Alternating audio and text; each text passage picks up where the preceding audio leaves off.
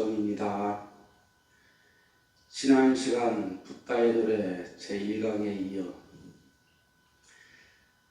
2강을 시작하도록 하겠습니다. 1강에서 대승이 무슨 뜻인지, 개송이란 어떤 형식의 부처님 말씀인지, 육바라밀이 무엇인지 배웠습니다.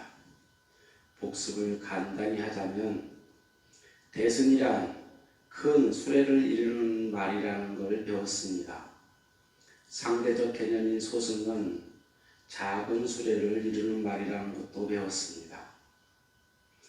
상대적 개념인 소승은 작은 수레를 이루는 말이기에 나 혼자 올라타거나 두세 사람 정도 올라타는 수레를 일컫습니다. 대승이란 수레는 나도 타고 너도 타고 모든 중생들이 다 타고도 남는 큰 수레라는 말씀도 드렸습니다. 이 대승의 수레는 어찌나 큰지 공간적, 시간적 제약도 없다고 말씀드렸습니다. 대승경전의 대표적인 경전인 대광광불 화엄경에 대방광의 의미 해설을 하면서 대승의 대는 비교할 수 없이 크다는 뜻임을 밝혀드렸고, 방은 공간적 개념이며 광은 시간적 개념에 비교할 수 없는 크기의 의미라는 말씀도 드렸습니다. 제가 왜 대승을 먼저 말씀드리느냐 하면, 지금 강의하는 붓다의 노래는 84,000 경전 가운데 대승 경전에서 부처님 개송만을 뽑고, 그 반대한 부처님 개송 가운데 다시 육바라밀과 사성제만을 주제별로 나누어 뽑았으며, 그 주제별로 나눈 개송 가운데 다시 중복되는 내용을 뺀 대승의 핵심이 되는 가장 중요한 개송만을 간추렸기 때문이라고 말씀드렸습니다. 그래서 개송이 무슨 말이고, 개송의 개란 산스크리트 범어인 가타 또는 기아의 한문 음력인 개라는 말씀도 드렸습니다. 다만 개라는 것이 중국의 한시와 비슷한 운율의 형식으로 번역기 때문에 시적이며 음악적 요소를 갖게 되어 중국에서 송이라는 말을 덧붙이게 되었고, 이러한 개에 송자가 합쳐져 개송이라 불려지게 된 것이라는 설명도 드렸습니다. 다음으로 육바라밀의 뜻을 해설하여 드렸습니다. 육바라밀이란 6가지 바라밀이라는 뜻이며, 바라밀은 산스크리트 파라미타를 음에 따라 번역한 것으로서 완전하고 최고의 상태를 뜻하는 단어이요, 번뇌와 괴로움이 가득한 우리가 사는 이곳 차안의 언덕에서 이상적인 상태인, 즉 완벽하고 최고의 상태인 열반의 저 언덕으로 건너가는 가르침이며 실어 나르는 배라고 말씀드렸습니다. 오늘 붓다의 노래 제2강에서는 제가 대승경전의 수많은 부처님의 개성 가운데 하필이면 왜 육바라밀과 사성제를 중심으로 붓다의 노래라는 책을 만들게 되었는지 간단히 설명하고, 지난 시간의 본문에 이어 육바라밀을 중심으로 오늘의 본문을 함께 공부하도록 하겠습니다. 부처님 입멸 후 초기 불교에서 대승불교로 불교 사상이 발전하였는데, 전반적으로 대승경전에서 가르치는 불교의 수행 방법을 말하라고 한다면 단연 우리가 보통 참선이라고 말하는 선수행이 되겠습니다. 육바라밀의 5번째 단계인 선정과 동일한 말일 것입니다. 육바람일의 선정이 중국 불교에서 당나라와 송나라를 거치며 중국만의 독자적인 독특한 수행 방법을 고안하게 되었는데요. 바로 화두를 참고하며 선정을 수행했기에 강화선이라 부르게 되었고 오늘날 참선이라 부르게 된 것입니다.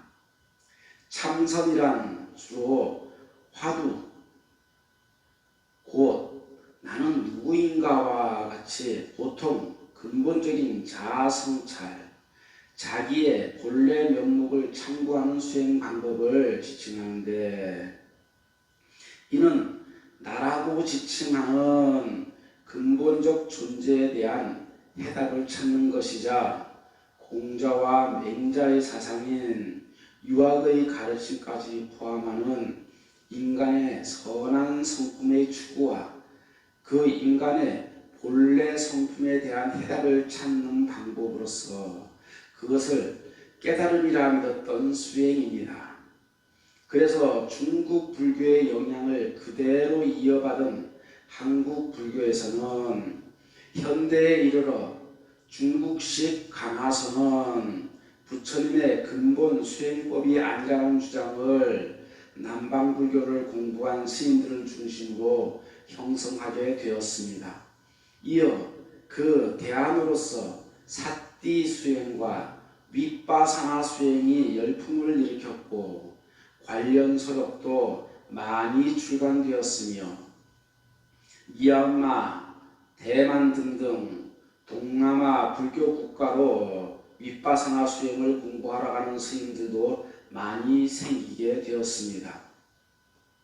제가 오늘 말씀드리고자 하는 중심 내용이 참선에 대한 얘기가 아니므로 나머지 공부는 육바람일 가운데 5번째인 선정에 대한 주제를 공부할 때 다시 자세히 말씀드리도록 할 것인데 그럼 오늘 왜 참선에 대한 얘기를 먼저 꺼냈는지 궁금해 하실 것입니다. 그 이유는 대승경전의 육바람일의 의미를 말씀드리고 싶어서 그렇습니다. 앞서 중국 불교에서 추구한 참선의 궁극적 목표가 나는 누구인가와 같이 보통 근본적인 자아성찰, 그것을 불교에서는 본래 면목이라 하며 인간의 본질 탐구와 인간의 본래 성품을 아는 것이라고 말씀드렸습니다. 그런데 나는 누구인가 하는 이러한 인문학적 본질적 물음은 서양 철학의 시조 플라톤이 만든 가상의 인물 소크라테스로부터 시작된 가장 오래된 질문이면서 아름다운 것은 어렵다는 플라톤의 정의를 시작으로 아름다움을 갈망하는 선, 즉 착하고 도덕적이며 어진 신성을 갈망함과 동시에 나아가 자신만의 주체적인 삶을 추구하고자 하는 열망과 자기 자신의 괴로움에서 벗어나려는 깨달음을 추구하는 것이었기에 소승족 불교 사상에서 크게 벗어나지 못한 수행이며 그 수행의 방법에서도 형이상학적 이상에서 벗어나지 못한다는 여러 지적들이 있고 또한 그 지적에 동감할 수밖에 없다는 생각을 하게 됩니다. 그러나 이러한 철학적 질문에 대해서는 부처님께서 이미 경전을 통해 수없이 설했고 설명해 왔던 것입니다. 부처님께서 설하신 무자성이라는 가르침과 연기법에 대한 가르침을 통해 세세히 밝혀 놓았던 것입니다. 무자성이라는 가르침은 인간의 본래 면목이라 부르는 본질적 물음에 대한 부처님의 명확한 해답이었습니다. 그렇다면 인간은 왜 아름답고 선하며 도덕적이며 착한 신성으로 행복하게 살지 못하고 전쟁과 기아, 고통과 괴로움에 얽매인 삶을 살 수밖에 없는가 하는 물음에는 연기법을 통해 괴로움이란 무엇이며 괴로움이 생기는 원인이 무엇이며 괴로움이 생기는 과정을 설명했을 뿐만 아니라 그 괴로움이 소멸되는 방법까지도 이미 제시해 두었던 것입니다. 부처님의 근본적 가르침인 무자성과 연기법은 저와 함께 붓다의 노래 경종 공부를 하면서 조금씩 차차 설명할 기회가 있을 것입니다. 참선에 대한 공부도 육바라밀의 선정 부분에 가서 부처님께서 들려주신 개송을 통해 다시 자세하고도 쉽게 설명할 수 있게 될 것입니다. 다만 부처님께서는 이미 나는 누구인가 라는 철학적 질문조차도 누구나 다 알아듣고 이해하기 쉽도록 가장 명쾌하고도 확실하게 무자성과 연기법으로 세세히 가르쳐 주셨습니다만 경전을 공부하기보다 참선 수행에만 매진한 선불교에서 이러한 말씀을 관과하고 말았던 것이었습니다. 그러니 다시 이 문제를 해설할 기회가 앞으로 강의에서 다루게 될 내용일 것이고 덧붙여 철학적 담론처럼 어렵고 딱딱하지 않을까 미리 염려하지 않으셔도 된다는 말씀도 아울러 드립니다. 그렇다면 그 많은 대승경전의 부처님 개송 가운데 육바라밀과 사성제를 제가 가장 중요하게 생각하였고 특히 육바라밀을 강조하고 있는지 궁금해하실 것입니다.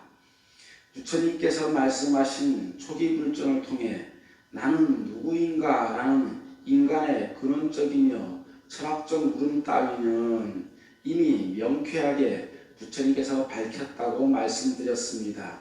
때문에 그 다음으로 맞이하게 되는 나는 어떻게 살아야 될 것인가 라는 실천적 물음이 우리에게 새롭게 대두되기 시작했습니다. 부처님의 깨달음을 추구하기 위해 수행하는데 깨달음을 얻어서 과연 무엇을 할 것인가 라는 실천적 성찰의 답이 대승불교의 사상이며 그 방법이 보살심, 즉 육바라밀의 가르침인 것입니다.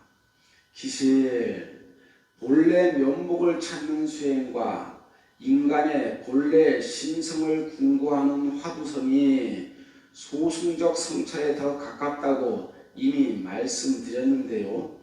보편적 사람들, 즉 모든 중생들이 마주하는 당면적 괴로움을 벗어나는 대승의 배가 온전히 되지 못한다는 여러 주장의 선사상의 간성이 필요하다는 생각도 하게 됩니다. 제가 생각하는 불교는 출가자들만의 잔치, 깨달음이 스님들만의 전유물이 아니라는 성찰이 필요했던 것입니다.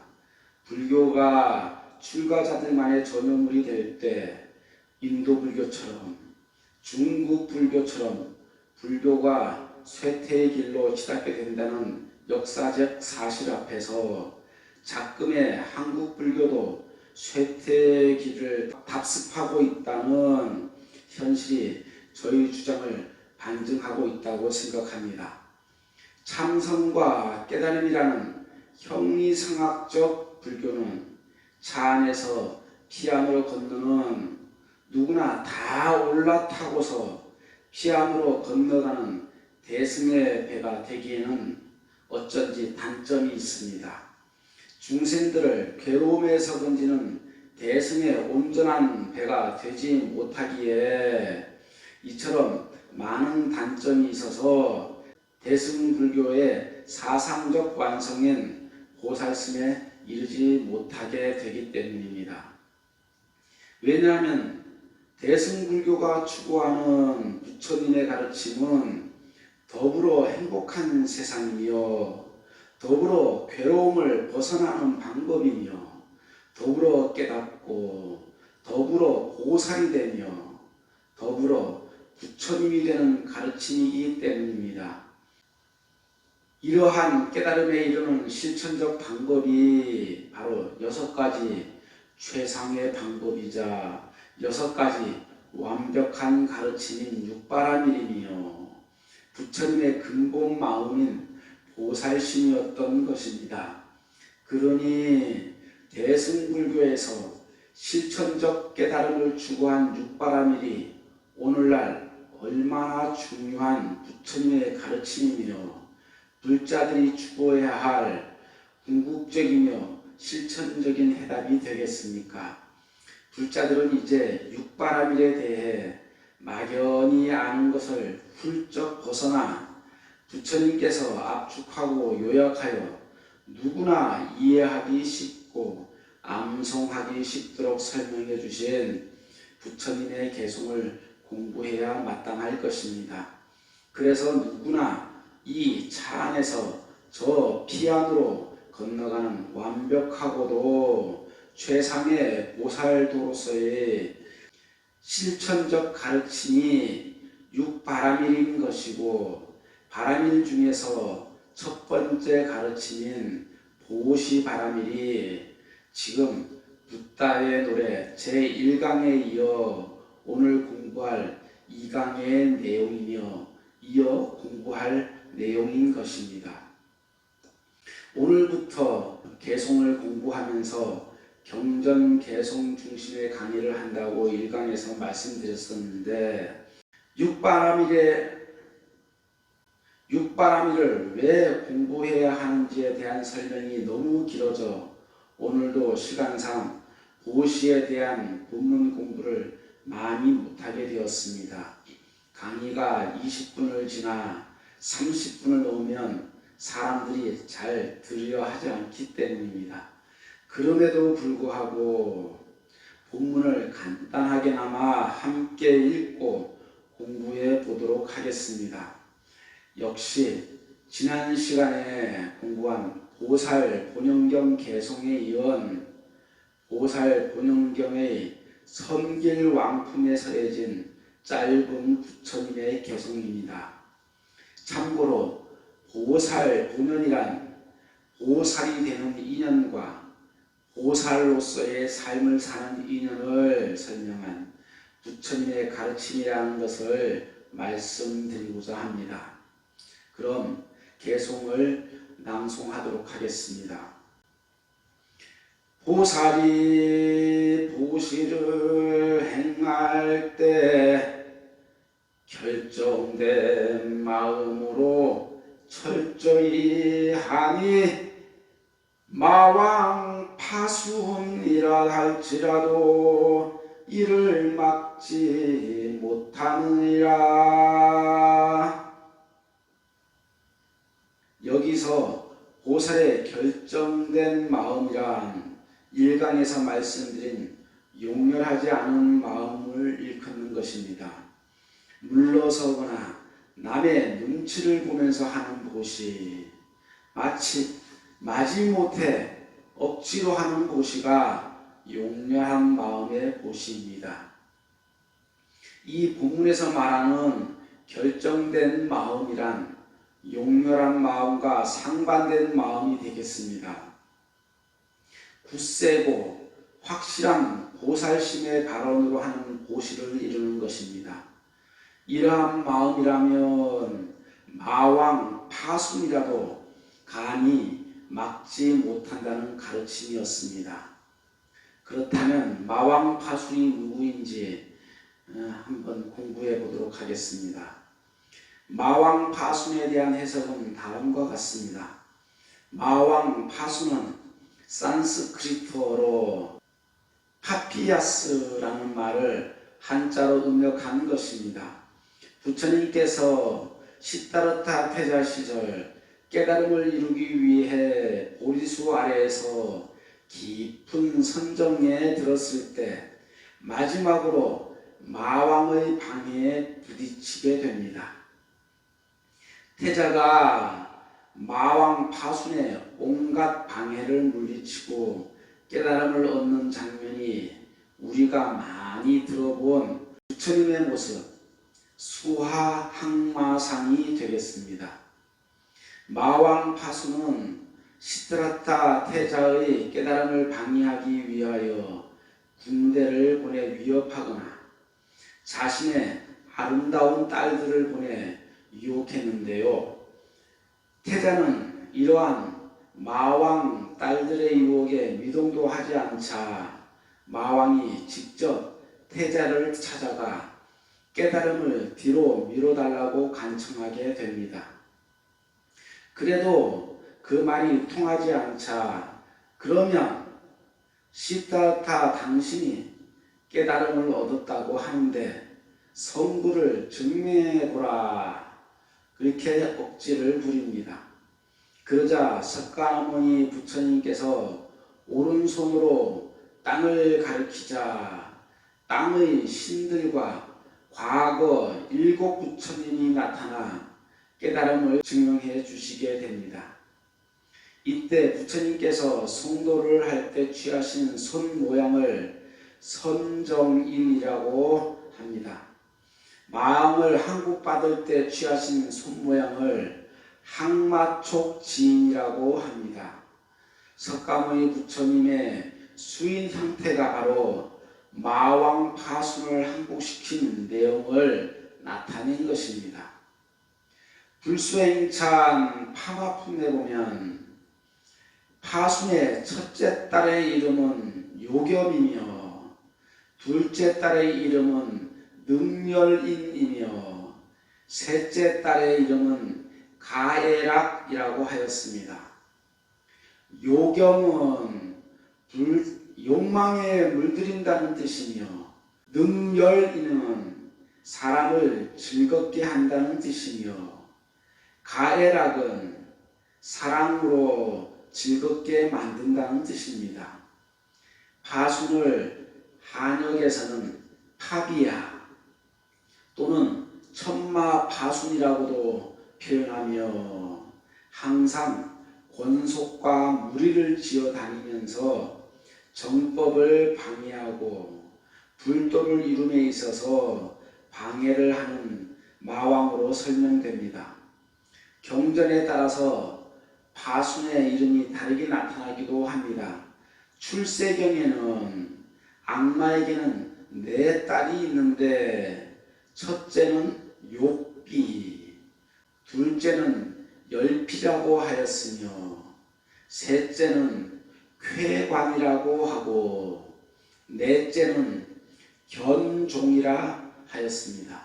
이들은 보살에게 나아가 비단결 같은 말로 아양을 떨며 32가지의 어여쁜 작태와 달콤한 말로 애교를 부리면서 실눈을 뜨고 보살을 유혹한다고 합니다.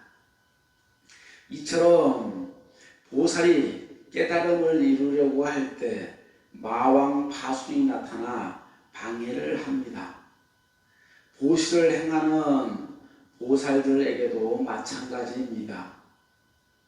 보살이 보시를 하려 할 때 주춤하게 만들고 남의 눈치를 보게 만들고 물러서게 만들고 간탐과 아까운 마음으로 작은 것을 보시하면서도 큰 과보를 바라게 하는 등의 용렬한 마음을 내게 한다는 것입니다. 그러니 보시에 결정된 마음이 있어야 한다는 게 오늘 배운 개송의 가르침이었습니다.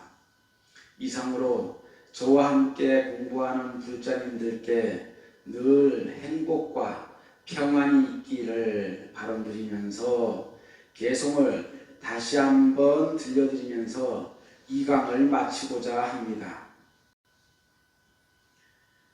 보살이 보시를 행할 때 결정된 마음으로 철저히 하니 마왕 파순이라 할지라도 이를 막지 못하느니라.